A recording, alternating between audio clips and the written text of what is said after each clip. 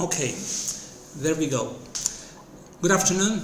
Welcome everybody to a new edition of our weekly webcasts, live webcasts. Just want to make sure that everybody can hear me. You can hear me, yeah? Yep, okay. Well, it's 4 p.m. here in Spain. It's a sunny day, by the way, here in the northwest of Spain. And we are ready to start one more episode of Are We Human? That is the name of the series that we chose for this business conversations. But the truth is that today we will be talking about very different things, as we usually do with our guests, because fortunately we always have very interesting guests, and today it's not an exception. When you have a person like Emily Howell, well, you can talk to her about business strategy, because she's working now as a business strategy director of strategic initiatives. I think it's the current position. But she has experience living in different countries. She has experience teaching and learning languages, and there are so many interesting things to talk about that I think is going to be a very interesting chat. And just remember that we are very happy to count on you. So feel free to share your questions on the chat for those who are on Zoom. And much better if in the last section of the interview you interact directly with Emily. Let me say that we are very happy, very proud, because this is the first time that we are broadcasting at the same time, simultaneously, via Zoom, and also on Instagram, Facebook and YouTube. So wherever you are following or watching this event, let me remind you that LINGUA GYM TV is the name that we give to this service, with weekly interviews that belongs or is part of our main service, which is LINGUA GYM. LINGUA GYM is our gym to help you train your languages. It's like a gym because somehow our method is much more active than the traditional or extremely theoretical methods.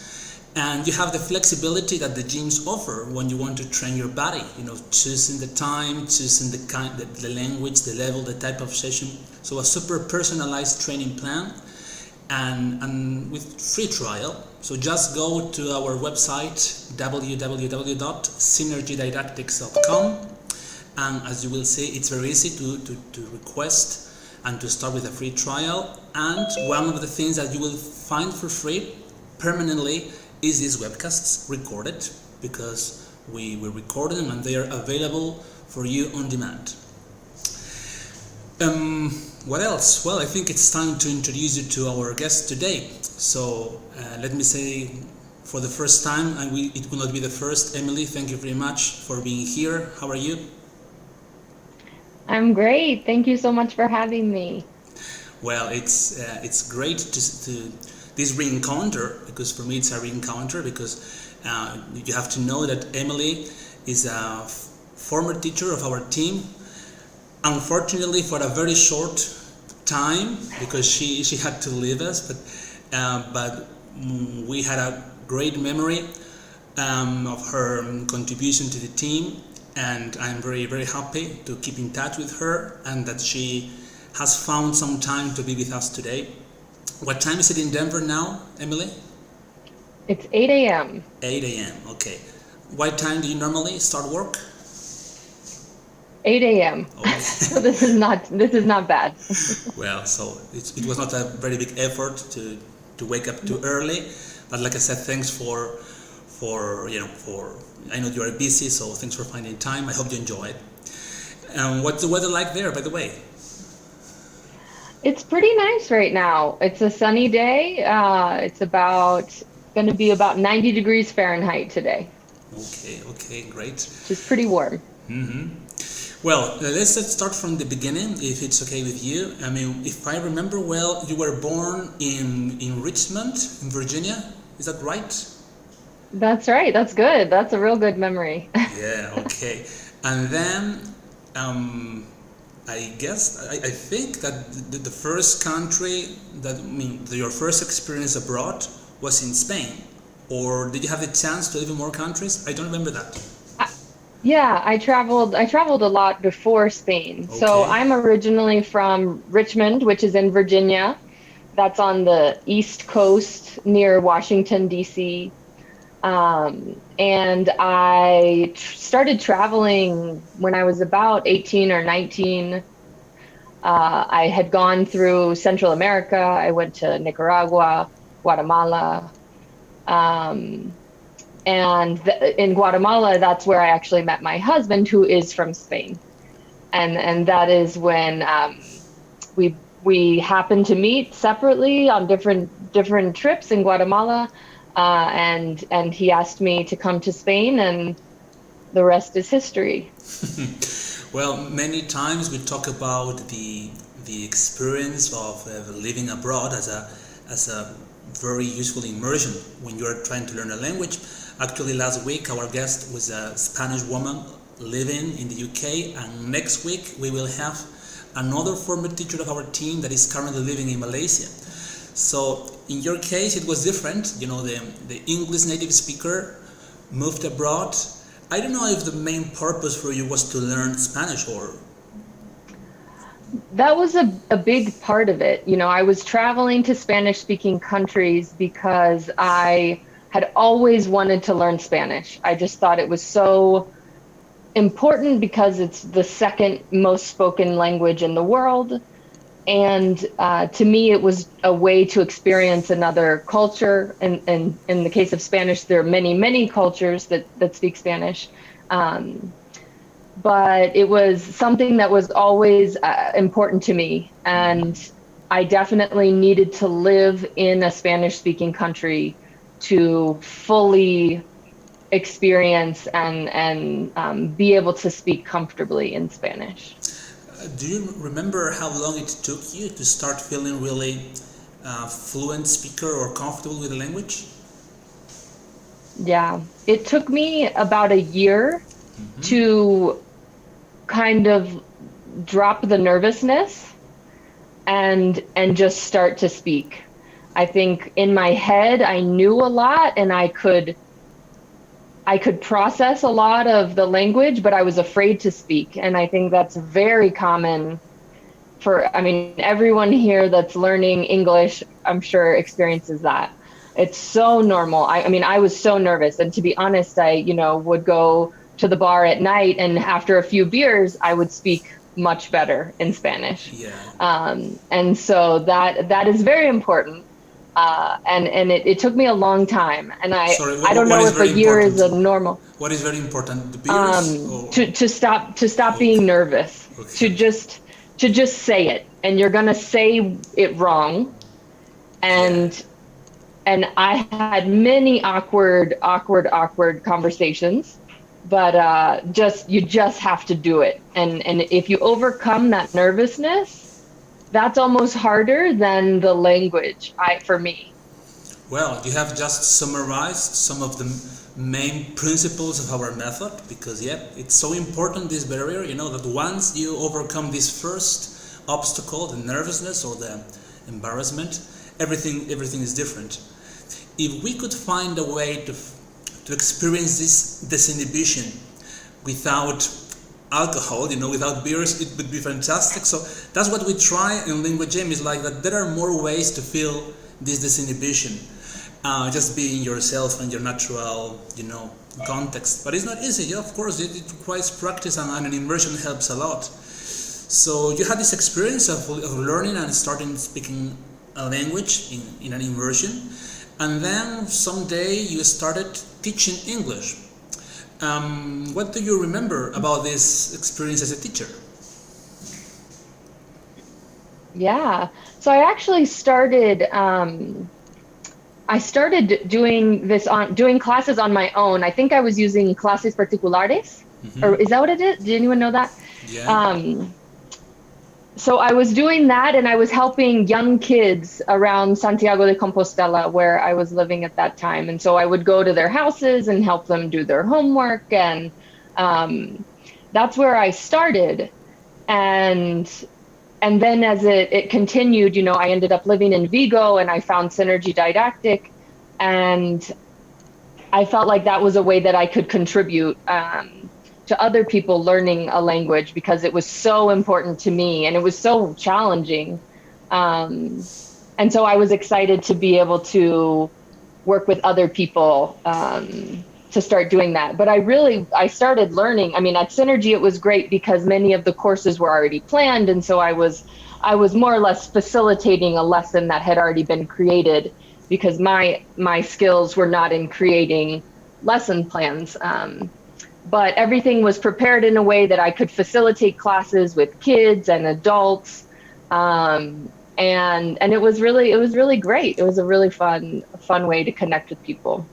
Yeah. You had the chance to experience this process from both points of view, as the learner and as the teacher. When you started teaching, you could have the other perspective, and you saw people struggling with the same, issues. What did you do in order to help them in a class without that real immersion, to make them feel as comfortable as you could with your real immersion? Do you remember what the kind of things that worked best in your experience? Yeah, I think, I try to be just very approachable and supportive. You never want to laugh or make anyone feel bad for a mistake.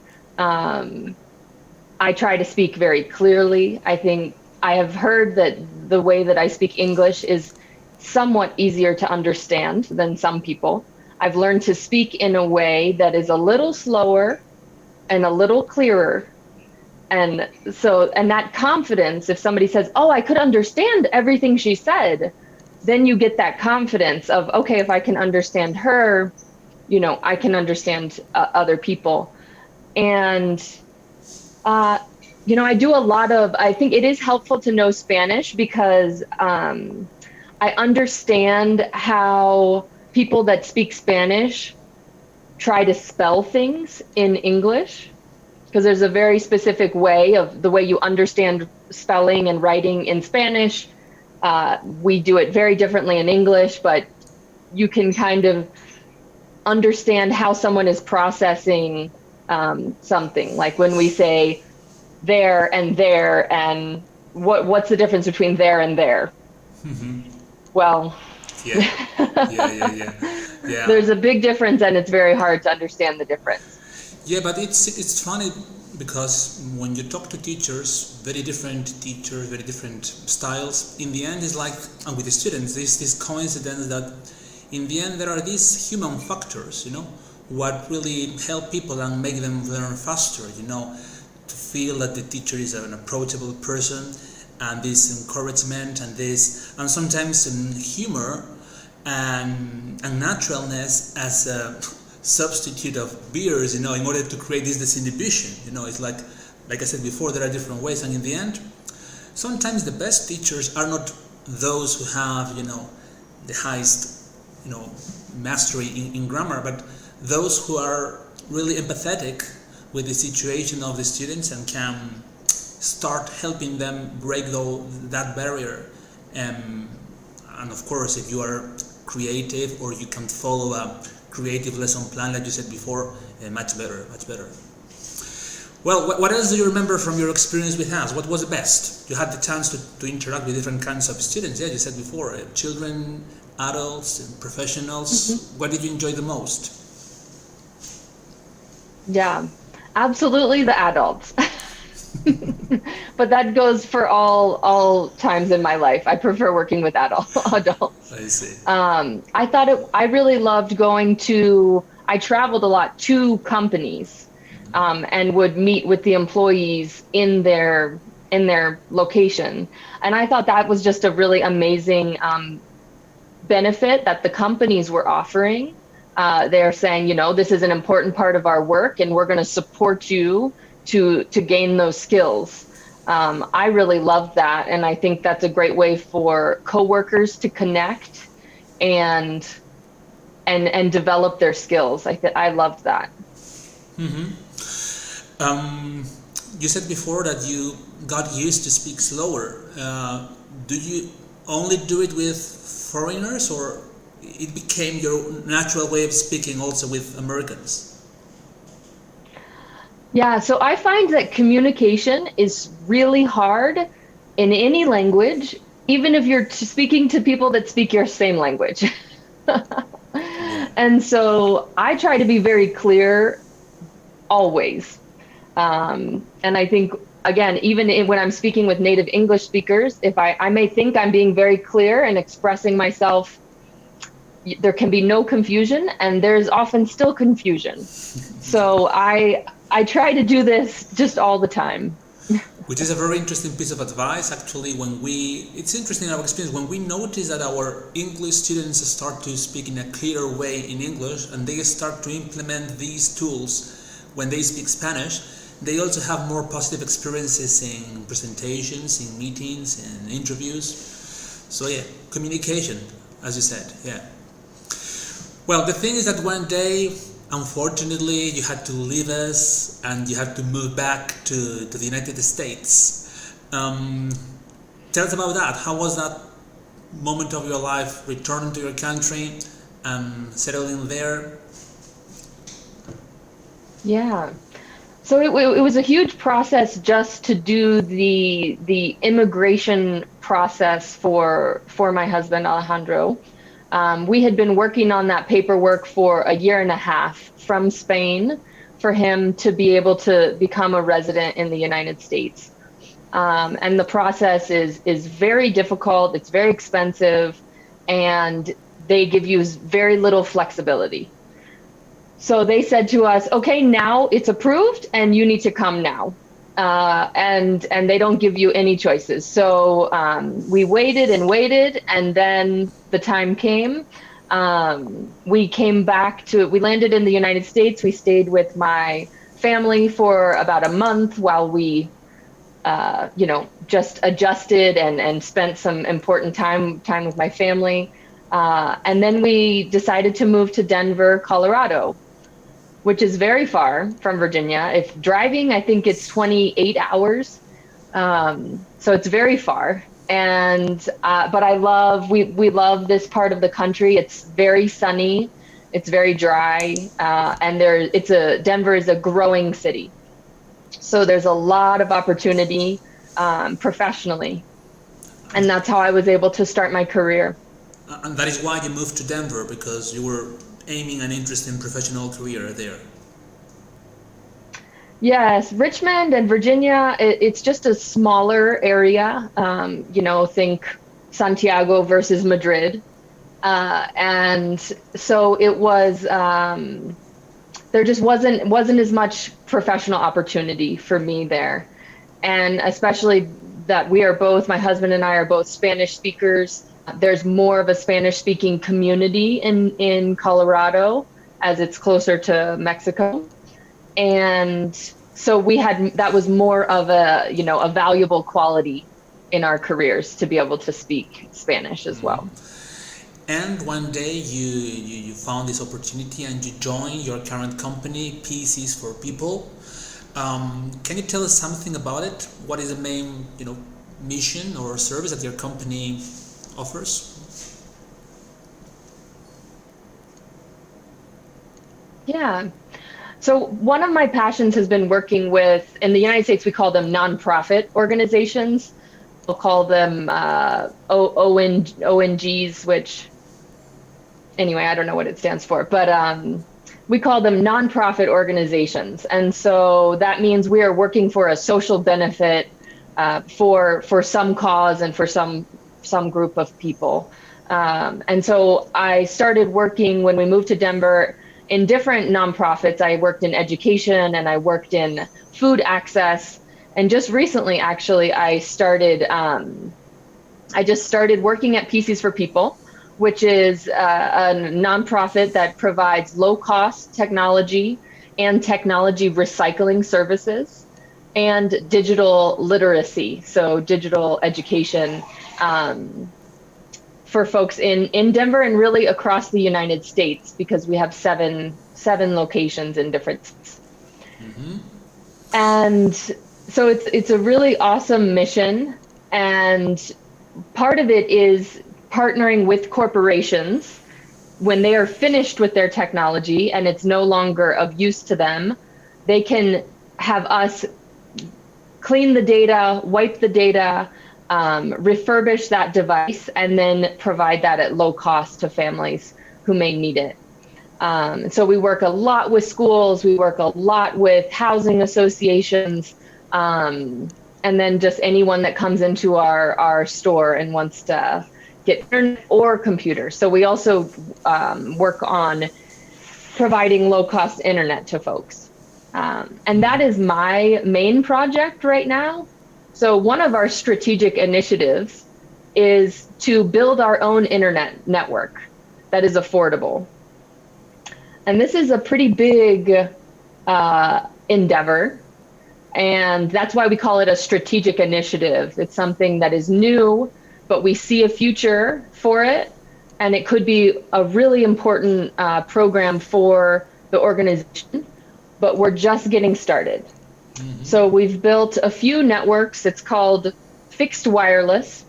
Essentially, it's the same as when you drive around and you see internet towers, but ours are very small and they do small range. So we're providing that service at $15 per month. And we're building the networks, and we're working in collaboration with city and government groups to access fiber networks and literally build internet. So it's something I'm really excited about, something I'm learning about, and it's a very exciting thing to work on. What about the speed? Is it reliable, this new network that you are building? The first experiences are being positive? Yes. So, it's definitely, as when you do anything new, there's the pilot phase and the testing phase and the, kind of repairing and changing. So we've already done a lot of that kind of learning, and now we're more comfortable to move forward and build these networks in different locations. But the speed is about, if anyone is familiar with this, it's a 50 meg download and a 10 meg upload. Okay. Broadband is a 25 meg download and a 3 meg upload. So great. These are things that I'm learning about that may not mean anything to other people here. Okay. Well, so you help the companies because those old equipments or those old devices, there's something useful that they can do with them, and then that's your job, to this recycling process to facilitate that other people with fewer resources can have quality access to them, and that is low cost technology. It sounds great. Sounds something really sustainable as well. But let's focus on this initiative, this project, because it's basically the main topic of this chat today, which is when you create something basically from scratch, something new. And when you do that, of course, you don't get the results from day to night. You have to be patient because it's a long process. And then, your strategy is kind of long-term plan in a world that goes so fast, and where we are so impatient to see results, and the market is constantly demanding results. So how do you cope with that? How do you combine this stress that the market generates with a project like this, where that you have to water the seeds and wait, and to be constantly, I guess that readjusting the plan? Tell us about that, please. Yeah, absolutely. That's exactly right. It's there's pressure to move fast, and then there's also pressure to do things correctly. I'm very much a structured person who wants to follow a plan, and I want it to go the way that I thought it's going to go. And I'll tell you, it almost never happens that way. And I have learned to be very flexible and do as much planning as possible, but also understand that things are going to evolve. And a good friend of mine always said, you have to make a plan so that you can change the plan. And I think that's important of having, you have an idea of what you want to do, and then you have to be ready to adapt and shift different pieces as you go. And that mindset is really important. If you're just stuck to the plan, and if the plan doesn't work, then it's a failure. You are very likely going to fail in that case, because the plan will almost never go exactly the way we think. And that's okay. Many people, I think that they could say, you know, it's like, if I have to be constantly changing the plan because of so many factors, you know, and I have to adapt and I have to be so flexible, then why do I need the plan? Why can I just be improvising and reacting on the run? So do you really see an important difference between having the plan or not? Absolutely. I mean, I think planning is essential. And I think part of that is just for the team's comfort. When you're a leader of a team, they need to be confident and they need to understand where you want to go. And I always set the expectation that this is the plan and the plan will change and we will adapt. But it's important for a team to understand that there's a vision and that there's leadership. If a team starts to feel like they're not sure of how everything fits together and where we're going and how we're going to do it, that can cause anxiety in the team. And so I think it's important for the team's morale to have a plan. I think it's also just important to have an idea of what you want to do.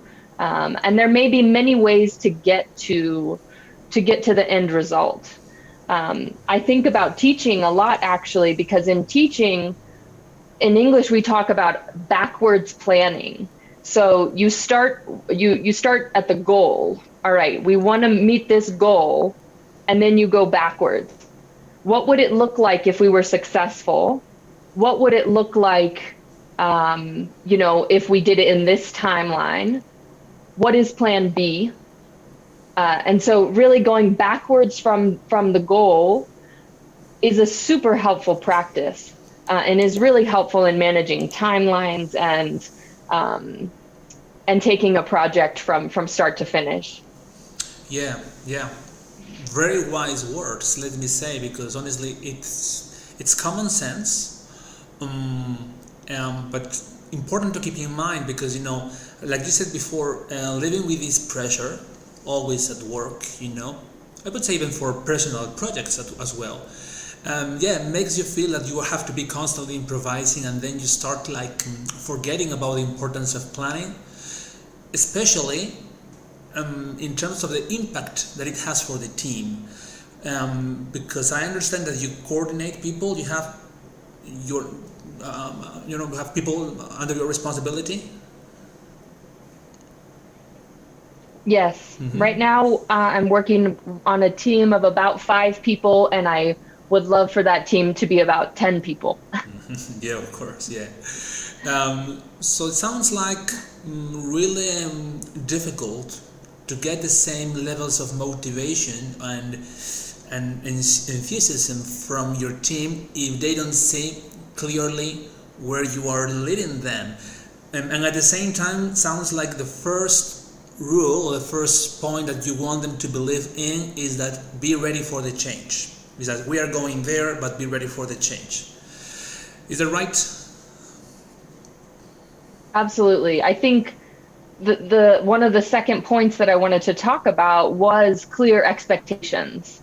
And that can mean expectations for your team on timelines, on their responsibilities, or on the fact that maybe I don't have all the answers. And I like to say that very clearly to people as well. So the expectation is that we're going to figure this out together. And that it helps people just understand how the dynamic may work. And it's when you're doing something new, especially, it is very important to talk about, all right, we're doing something new. When you are building something new, it's very hard. It's also very rewarding. And so you have to balance those things.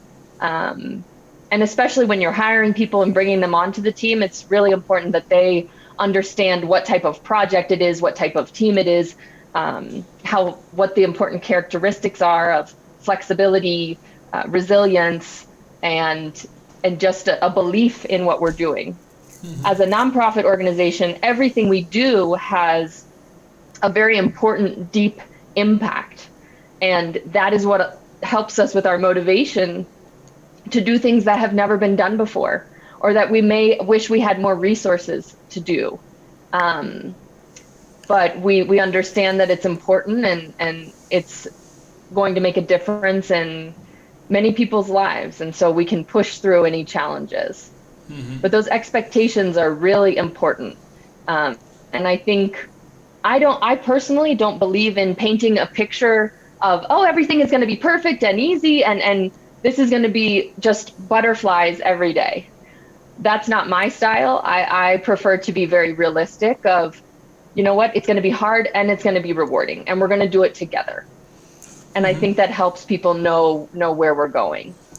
But I think that this is what you really prefer as a team member, that to receive this message. It's like, I think everybody prefers this realistic and clear, sometimes perhaps hard, but in the end more reliable and gives you more confidence than a too beautiful message, difficult to believe and difficult to feel disappointed with sooner or later. Actually, I was going to ask you about your previous experiences when you were not a director. You had experience, I guess, of being an employee reporting to somebody. Does anything come to your mind when you think of those experiences and how different that was when you had clear the business plan and when you didn't? Yeah, absolutely. And I've had, varying experiences in different organizations, and I've had experiences of supervisors who were very organized, and it was very clear what they wanted me to do and how they wanted me to do it. And in those cases, there was often not very much flexibility in how I did it. I needed to do it their way, and it needed to be exactly how, they described. And so there's good and challenging things to that. It's really helpful to know exactly what you want, so I can do that. I can do exactly that. And then I've had experiences where there's a lot of flexibility. Okay, I need you to meet this goal, but I'm not interested in how you get there. You can do it any way you want. And so I think as an earlier employee, and I was first starting out, it was helpful to have really clear direction and really, really clear guidance on how to complete a project. And then as I've gotten more experienced, I definitely appreciate the flexibility to say, okay, we know you have the skills to do this.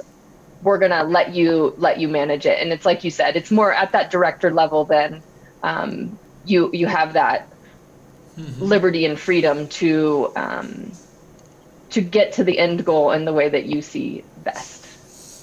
Now the kind of project that you are involved is something really new, so it's a perfect example of a process where you have to be patient, and of course it's impossible literally to see results in a short term. But for those who are listening to this conversation and they are involved in different projects, they are constantly dealing with these two voices, like, do it the best you can, or do it fast, or follow a plan, or just improvise. With the things that you have learned from your experience, would you give any tips, any advice about how to implement this system of work that you have in every little or big project that we are trying to follow? Yeah, for me, again, I'm on the very structured side of the spectrum. I really like a plan. And so often people that are in leadership in different businesses are very visionary. And they say, this is where we're going to go. And then I come and I say, okay, if that's where you want to go, these are all the things we need to do. And that's great, but these are all the things we need. And I think that balance is important, to have a really visionary person and then a very realistic person. And you have to find a middle ground, because we can't be only visionary and we can't be only based in reality, because we would never have incredible innovative advances.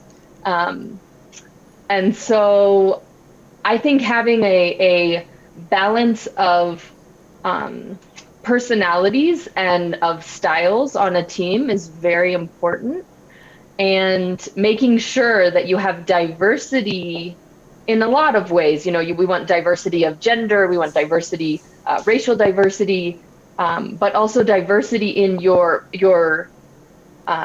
working style and the way that your brain works. I've taken a lot of time over the past couple years to learn about me and how I operate, and that has helped me a lot to know my role in a team, and to be a complement to my supervisor or to other folks on the team. Well, Emily, I think that your teammates are very lucky to have you as a director, because I'm really sure that they are, you know, they are fortunate, because having a person with this mentality, with this mindset, with this style, really not only is more beneficial to a project, to a company, to an organization, but actually to your professional development, your individual development as a professional. And I guess that you, in your previous experiences, you have felt that you progressed faster as a professional when you were in one of those environments, like more structured and more defined, but not too rigid. It's like you said before, this balance. Mm-hmm. Exactly. Yep, that's right.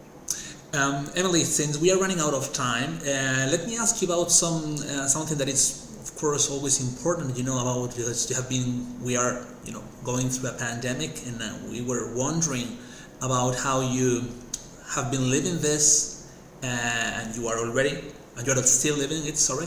Are you working from home? You know, how remote is your work? How has it been for you this period of time? Mm-hmm. Yeah, absolutely. So it's different. So I've my new role at PCs for People, I've only been with the organization for 2 months. So I am working at home right now. Okay. I actually just started working at home with this role. And so for the main part of the pandemic, I was actually working in person. I was going to our location every day because we were doing food access. So we were busier than we have ever been. We were really launching new programs to get out more food to folks. It was one of the busiest times I've ever seen, and it was really scary. We were, you know, wearing masks, of course, and we would have scary situations where someone had a contact with someone who had COVID, or they had it themselves, and we would go through periods of, you know, disinfecting things all the time. It was very hard, I'm sure, as it has been for everyone in different ways. There were beautiful things during that time, and there were also just real challenges. And you know, I was fortunate. I received the vaccine in very early, actually in early April. And so Which one? that is one of the, I received the vaccine in early April. No, but which one? Which vaccine? Yes. Oh, which one did I get? Moderna. Okay. Mm-hmm. And so that is one thing that is a little different in the United States, is we had a very hard time through the pandemic of getting things together, but the vaccine rollout was very fast. And so we are returning more or less to not having masks and to being more out in public. but of course, still very vigilant, and who knows what is to come. But Yeah. hopefully we've made it past the worst. Of course, yeah, I understand perfectly. Time for questions from the audience. Yep, as usual, this is our favorite part. We have enjoyed a fantastic chat with Emily, and we could be talking for much longer for sure. But yeah, everything comes to an end, but not without your questions. So, for those who are on Zoom, is the only chat that I can say. It would be easier for me to pay attention to more chats at the same time. Sorry. So. Of course, those who are following on different networks, you can send your questions, and we will be happy to share them with Emily, and I'm sure that Emily will find some time to answer those emails. But yeah, let me see if there are some questions that we can ask Emily right now. Anybody? Well, while people are thinking their questions, Emily, how was it? How was your experience on LINGUA GYM TV? I think this is awesome. I think this is my first. Yeah, this is great. I hope my internet connection was okay. That's the only thing. Yeah, only some few seconds of delay sometimes, but it was good. No worries. Okay, good. Yeah, no, this is my first experience. I don't get to talk to groups like this that often, so it's been very exciting. Did you see it as a useful tool to extend the time to be in touch with the language? I mean, it's great for me. I hope it's useful for the participants. Yeah, I mean, from the point of view of the students, to have the chance to join these events weekly and to listen to different people, different professionals. I think absolutely. I think for me, in terms of language, listening to different accents is so important. I work now here with a lot of Spanish speakers from Venezuela, and that took me a very long time to start fully understanding. So exposure to different accents, I think, is really important. Mm-hmm. Okay. Well, I see a question.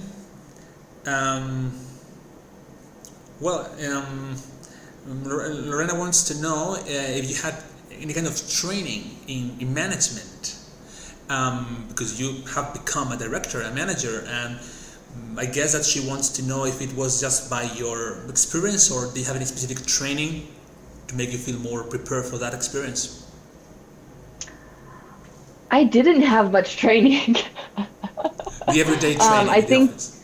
Yeah, I had some great mentors and leaders, and I think I learned a lot by trial and error. And I've been doing this, working in nonprofits since we came back to the U.S., and so that's been almost 6 years. And so I think I'm just very passionate about what I do, and I work really hard, and I think having the drive combined with just the organizational way that my brain works has helped. And I'm one of those people that kind of just gets involved in everything, whether that's good or bad. I just get involved in everything that's going on, and then I just get more. I've gotten more responsibilities over time. Mm-hmm. So yeah, I have not had any formal training, which has its benefits and its drawbacks. Yeah, of course. But it says good things about you, that the professionals that without the training reach those positions and are able to do a good job. I think it's representative of some natural talent and capability to learn fast. Vicente has a question. I am wondering if he would be happy to ask the question directly by himself. Yep. Hello, Vicente. Thank you. What is your question?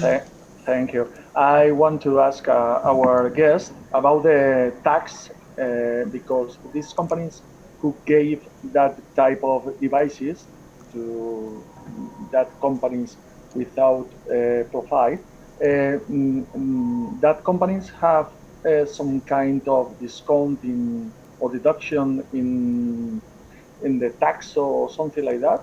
Fiscal anything benefits. to, yeah, anything to improve, to give the companies that product, that things to that Yeah, companies. Thank you very absolutely. much. So, thank you. Yeah, so there are a few different ways we do that. Generally, with a nonprofit organization, any donation of either services or financial resources or of goods could be tax deductible. And in the model with PCs for People, it's a little bit different because normally a corporation or a government entity, they have to pay someone to take their old technology. It's not a free service. You have to pay someone to clean the data, and you have to pay someone to sustainably properly recycle that material. So what we do is we offer the same service, but we offer that service for free. And so they're saving money by not having to contract and pay someone for that service. They're still getting a very high quality service, and they know that those devices are going back to their community. So it's a little bit different in this case, but generally, yes, there are tax benefits to supporting nonprofits in that way. Great, thank you Vicente, thank you Emily. Anything else? Well, I was wondering, Emily, about your main source of income. I mean, do you have any kind of grants or any kind of help, public help to carry out these projects? Absolutely. So it's a combination. Our model is very different. Often nonprofits are very heavily funded by grants, and that can be challenging because a grant can go away. Maybe you don't receive it that year. That can be very hard. At PCs for People, we have a two-piece model where we do sell our technology for low cost. $100 or less, you can get a device. So the families are contributing to that product in a way that is hopefully affordable to them.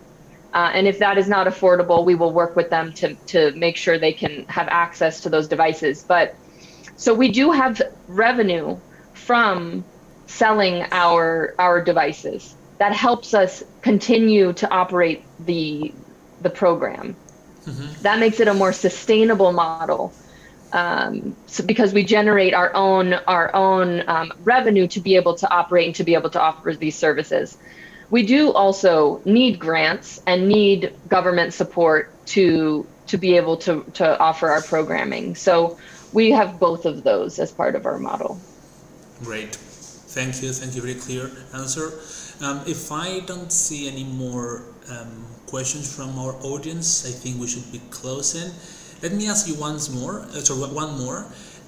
You were talking about, your company is involved in two major projects, which is the mission itself of providing low-cost technology to everybody, and this new network.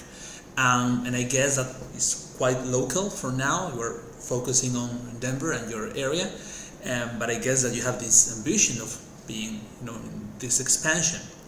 I was wondering if how open the organization itself it is to have some kind of partners where the idea could be developed in different, not only territories of the states, but even in different countries. I don't know.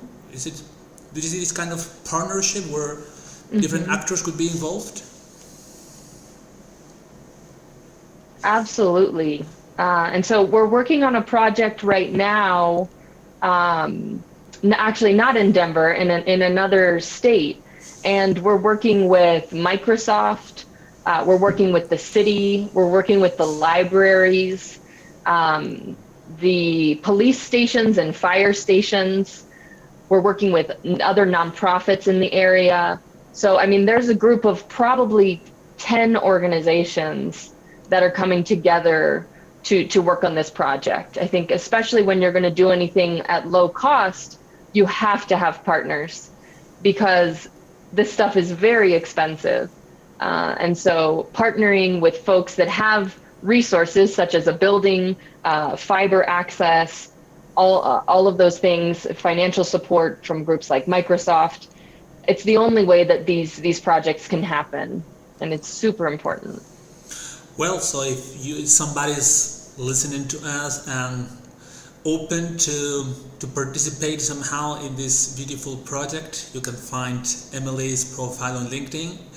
And that's all for now. I think that we should be closing. Yeah, you have already shared an important amount of time with us, Emily, today. So let me say again once more, thank you very much. I think it has been an extremely interesting conversation, very useful from many different points of view. And well, I can only say that I hope that we don't need an important number of years to meet again, and we can. I think you should be back to Lingua Gym soon with a different kind of content or interview. I will try at least. Absolutely. Good. Yeah, I'm here. I would love to. And yeah, like David said, anyone, especially network engineers, if you all are network engineers, I'm definitely needing support in that. But yeah, would love to answer any questions anyone has through email or through LinkedIn, and would love to be back at any point. I'll just say, you all keep pushing with your English. You can do it. It's very hard, but it is possible, and I know you all can do it. So stick with it, and thank you so much for having me. It's been just so wonderful to reconnect with you, David, and just to see all of your faces here. So thank you so much for having me. Very beautiful message to close this, and inspiring words to close this chat. And I always say this, one of the powers of Lingua Gym is the community that we have, and this network, and the opportunities that you can find when you make the most and you take advantage of this network that we have, as this human network, of people and professionals that help each other to feel stronger with the language, but also to find interesting development of their careers, something that we really need, because we really need to be extremely creative these days. So thank you very much, everybody, for being here. Special congratulations to the people that interact with your questions. That's also a challenge for you, so also passed. And just let me remind you that next Thursday at the same time, 4 p.m. in Spain, we have a new guest. Remember that I told you, Alejandra, that is living in Malaysia, has been living in Malaysia for some years. So as you can imagine, it's going to be also very interesting to know how she got there, why, and how is she coping with the situation living and working in a different country and speaking different languages. So and if not, remember that we will be here on Lingua Gym to help you train your languages every day, and with any device. If you need low-cost technology, contact Emily. And that's all. Have a really good evening, and hope to see you soon. Thank you, Emily. Thank you, everybody. Thank you. Bye. Bye. Recording stopped.